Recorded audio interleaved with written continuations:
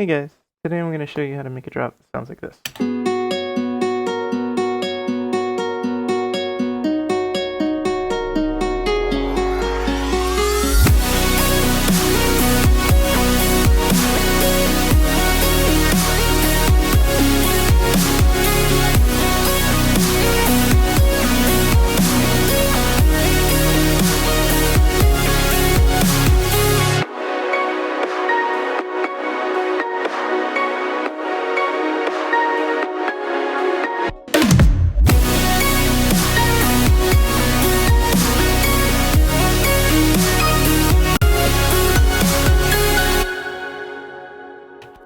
Cool. So the first thing I'm going to talk about is my drums.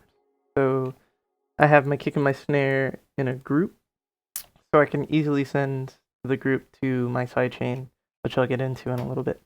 Um, so as far as sound choices when it comes to kicks and snares, with a track like this, I find that having very punchy drums with a very deep fundamental really helps get them to just really like punch through as punchy drums should. So for the kick, I have this Virtual Riot kick number 9 off his Splice back, and for the snare, I have an AU5 snare dub 1 off the Splice as well. Pretty much every audio sample other than a few things are going to be from Splice. But the kick sounds like this. I'm not doing any processing to it, just leaving it completely blank. Same with the snare.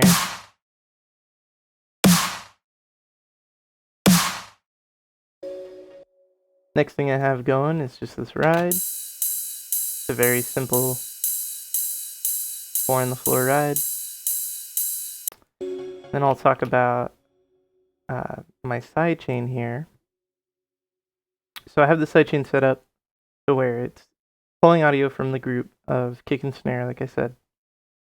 And basically what it is in Ableton is it's just an audio track.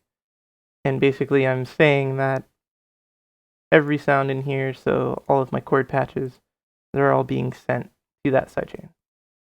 If you don't know how to set that up, I can make another video on that. Pretty simple. And as far as like the way I want the sidechain to sound, I have the ratio set as if it was a limiter. So I basically want the whole song to duck around these kick and snare hits, especially since it's such like held out chords being played. And I have the attack and the release pretty short because I just want to get in and get out. As far as the threshold goes, it's really one of those things where you just kind of have to feel it. If you just hit play and then you can just kind of play around with it, and you'll figure out what fits best for you.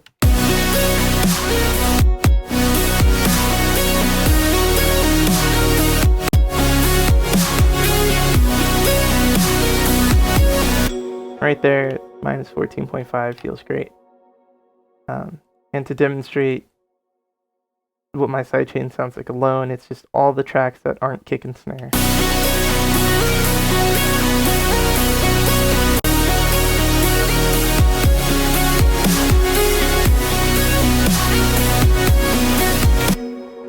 Cool. So for the rest of the drums, I have some crashes here, and I have a little drum fill that I made a while back that I just pulled in. Super simple. Nothing crazy going on here. No real processing on the cymbals. On the drum fill, I'm just getting some more low end out of it, getting some compression, and just some reverb on it so it's not so dry.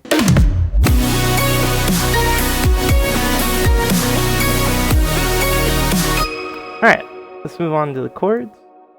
So the first chord patch I have going here is just basically a very 7 lines, just super saws, lots of detune. And this is a patch that I've made, and even though, yes, it says Cymatics, I do make patches for them. So basically the concept here is you just have very wide and just very large sounding saws, and they're just being pulled, pretty hard on left and right. And so basically all I'm doing here is I'm adding some noise. I have the sub going just so it has a little more low end. And really the important thing here is this compressor. So in Serum you have this compressor. I don't know why that's full, but you have this compressor and you have this multiband feature, which is modeled after the OTT setting in Ableton.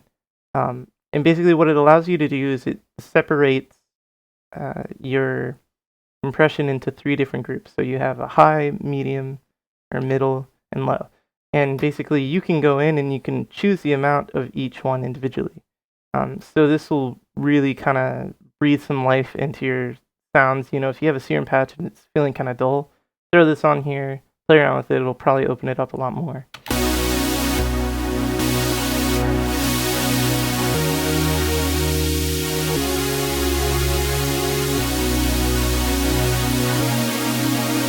And basically, with this patch, my intention is I want this specific saw to be very mid-range.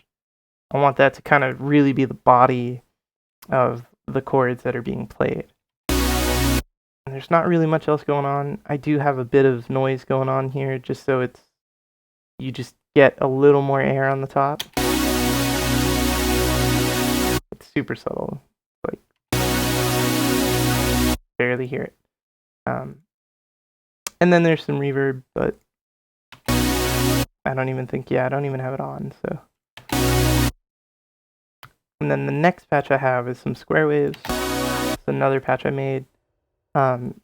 It's basically the same exact idea, except I'm just using some square waves because I want to get, if you think about the different like wavetable types, right? So if you have saw, triangle, square, and sine, if I were to make all of these chord patches all saw, they would basically be phasing in with each other and not really adding to the sound. So when you have something that's playing at a different rate, like a saw wave is going to play at a different rate than a square wave. So when you put them together, they're going to be different. So they'll stack instead of consuming each other.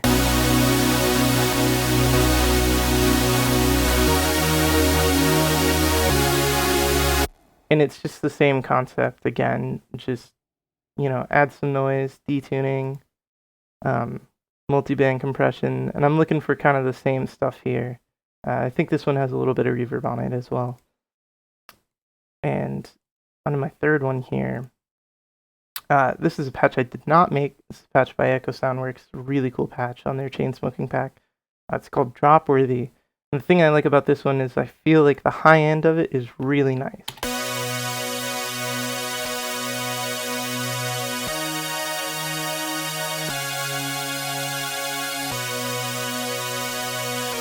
And it just has some slight movement going on with some LFOs here. Nothing too crazy. There's all these effects, but I'm really only using like a few. The main thing that I'm looking for here is just that pretty high end, and these chords are up an octave from the square and saw. But when you put all 3 together, you get a really nice stack of sound.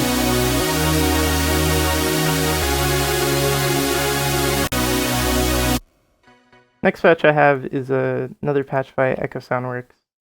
It's off their Coda pack, and it's this string hybrid chambers patch where it just has all kinds of really weird details going on.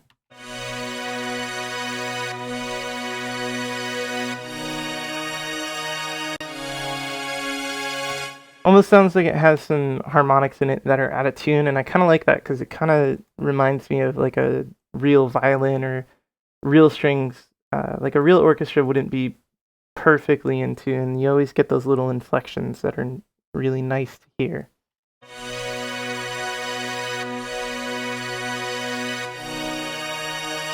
And again, I'm just looking for that kind of sparkly, shimmery top end here as I'm getting with the Dropworthy patch.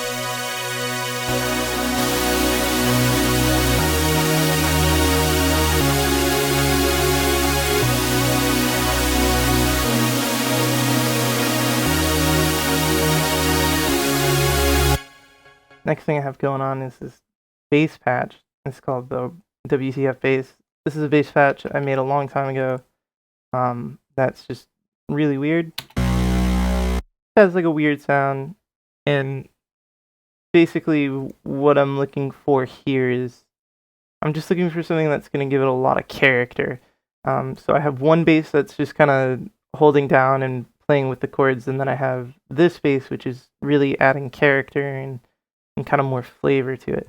So as you can see, I have a bunch of filtering modulation going on here. Not really a lot, because for this particular track and this bass, I really just want it to be kind of held down, kind of more flat. But essentially, I'm using this high notch filter to just kind of poke in some nice like low mid and just kind of give it some nice gritty character. Which is also why I'm using this gritty wavetable.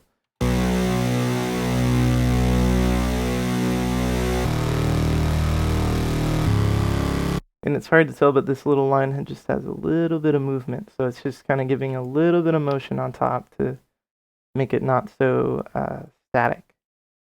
The next bass patch I have is just very simple, just a square noise patch. So we have a square wave and some noise.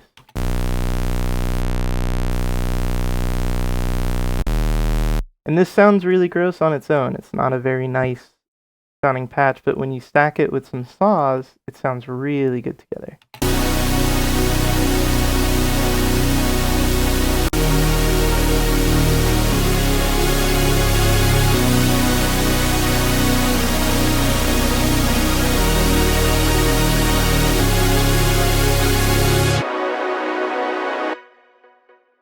Next thing I have this lead.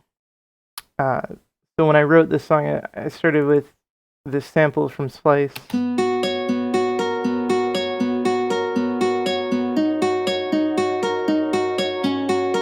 Ableton has this really cool feature where you can convert melodies to MIDI. So it'll just analyze the track and turn it into MIDI. And then I made it into this guy.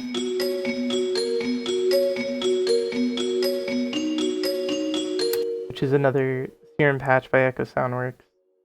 This Key Celesta, it's very like, I was looking for like that Peter Pan, like Harry Potter kind of like bell sound.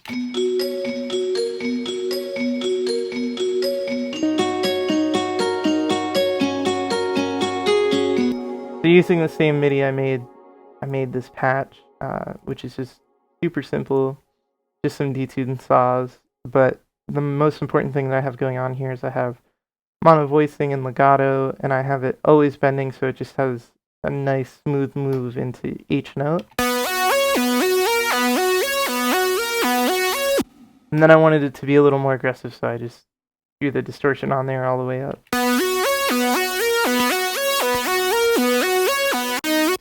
Gave it that multi-band compression, just trying to clean it up, trying to make it a little brighter, trying to liven it up, and then reverb just so it doesn't sound so static and stagnant.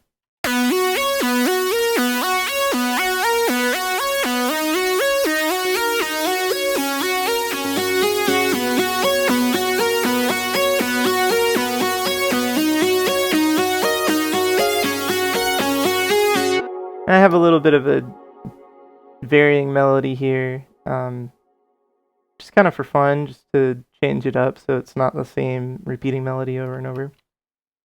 Alright, so let's talk about some chord theory here.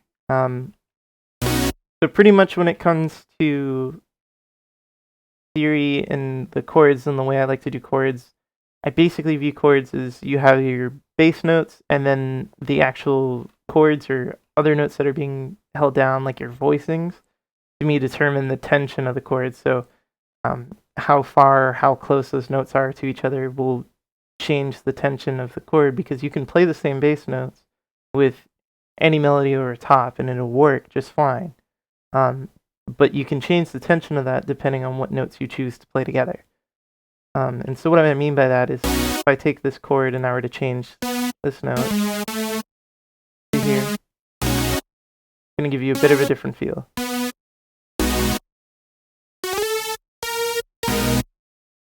And so basically what I'm looking for. It's just kind of that really nice 7th chord that's kind of being played. And I pretty much just wanted a simple progression, nothing too crazy, just following the guitar lead. And then the second rotation through, I have it changed just ever so slightly. And yeah, it's pretty straightforward, so I just have root again, so it's octaves, so that's what gives those chords that bigger feels that I'm doing 3 octaves, and then the top octave is what has all the voicing, so you get 1, 2, 3, and then you have voicing. And honestly, a lot of this stuff is just me just moving notes around and just kind of playing with it, and you'll just kind of feel what sounds right. Other than that, I have this piano going on up here. And all it's playing is just the third note of every line in the melody. So when you put it together with the...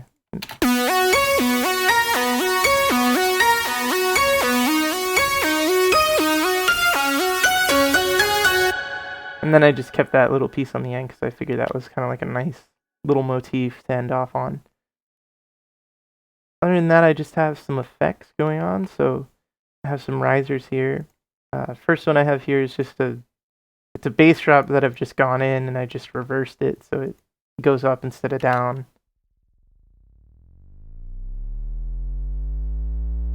You might need some headphones, some speakers to be able to hear that. It's pretty quiet and it's a pretty low frequency sound. Next thing I have is this little sparkly riser. Kind of sounds like broken glass being reversed. And then I also have this guy. And that's like more closer to your standard EDM riser. And then I have a reverse crash. That's pretty much it.